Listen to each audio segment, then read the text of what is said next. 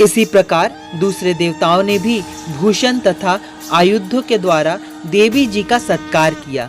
तब तो भगवती ने अट्टहास करके ऊंचे स्वर में गर्जना की। उसके भयंकर नाद से सारा आकाश भर गया। तब देवगण प्रसन्न होकर उस सिंह वाहिनी देवी की जय जयकार करने लगे। मुनियों ने भक्ति भाव से नर्म होकर देवी जी की स्तुति की। इधर देवताओं के शत्रुओं ने सारे त्रिलोक को शोमग्रस्त देखा। तब तो वे अपनी सारी सेना को कवच आदि से तैयार करके अस्त्र शस्त्र लेकर झट खड़े हुए। महिषासुर क्रोध में आकर बोला, अरे ये क्या हो रहा है? इतना कहकर सभी दैत्यों के साथ घिरकर उस सिंहनाद की ओर भागा। वहां जाकर उसने तीनों लोकों को अपने तेज से प्रकाशित करती हुई देवी को देखा। उस देवी के चरणों के भार से पृथ्वी दबी जा रही थी। माथे के किरीटी मुकुट से आकाश पर रेखाएं पड़ती जा रही थी। उसके धनुष की टंकार से सातों पाताल शोमग्रस्त थे। हजारों भुजाओं से सभी दिशाओं को ढांप कर देवी खड़ी हुई थी। उन देवी जी के साथ उन दैत्यों का युद्ध आरंभ हो गया। नाना प्रकार के अस्त्र शस्त्रों का प्रहार करने लगे। उनसे सभी दिशाएं भर गई। महिषासुर का सेनापति उस समय चिक्षुर नामक एक महान दैत्य था। देवी जी के साथ उसी का युद्ध होने लगा। इसी प्रकार अन्य दैत्यों को तथा चतुरंगिणी सेना के साथ लेकर चामर भी युद्ध करने लगा। 60,000 रथियों को साथ लेकर उद्ग्रह महादैत्य भी युद्ध में प्रवृत्त हो गया। महाहनु दैत्य 1 करोड़ रथियों के साथ लेकर लड़ पड़ा। तलवार के समान पैने रोमों वाला असीलोमा नामक दैत्य 5 करोड़ रथियों के साथ युद्ध में आ गया। 7 लाख रथियों से आवृत बाष्पकाल दैत्य युद्ध में उतर पड़ा। पारिवारित दैत्य हाथी एवं घोड़े के साथ अनेकों सवारों के समूह से घिरा हुआ करोड़ों रथियों के साथ उस युद्ध में युद्ध करने लगा। बिडाल दैत्य 5 अरब रथियों के साथ लाकर लड़ने लगा और भी हजारों महादैत्यों रथ हाथी घोड़ों से घिरे हुए रथियों को साथ लाकर देवी जी के साथ युद्ध करने लगा।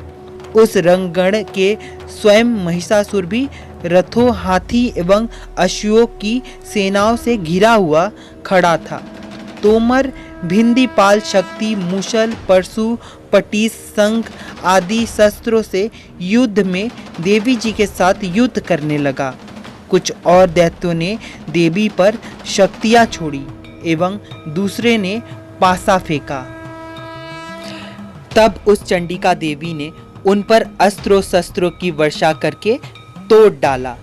इधर देवी जी का वाहन सिंह भी क्रोध में आ गया।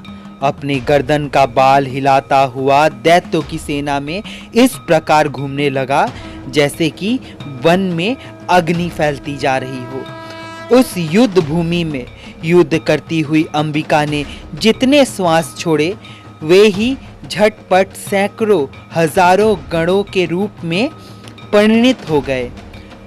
प्रकट होकर उन गणों ने खड्ग भिंदीपाल परशु आदि शस्त्रों से युद्ध आरंभ कर दिया। देवी जी की शक्ति से वृद्धि पाकर वे गण दैत्यों का नाश करने लगे। साथ में दूसरे गण नगाड़े शंख आदि बजाने लगे। महती प्रसन्नता देने वाले उस युद्ध रूपी उत्साह में कुछ एक ने मृदक बजाया।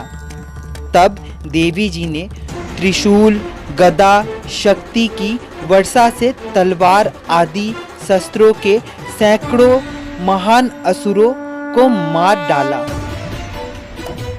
कितने दैत्य बाणों की वर्षा द्वारा युद्ध भूमि में काट गिराए। स्वयं बाज पक्षी की भांति आक्रमण करने वाले देव शत्रु दैत्य प्राण छोड़ने लगे।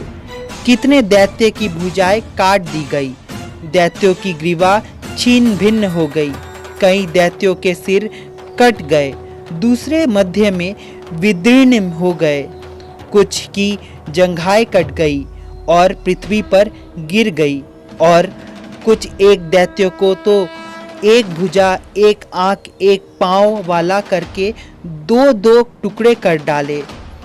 मार मार कर गिराए हुए रथों, हाथी, घोड़े एवं असुरों की लाशों के द्वारा जहाँ महायुद्ध हो रहा था, वहाँ की पृथ्वी इस प्रकार भर गई कि वहाँ आना जाना कठिन हो गया। वहाँ सेना एवं असुरों के रुधिर की बड़ी बड़ी नदियाँ बहने लगी।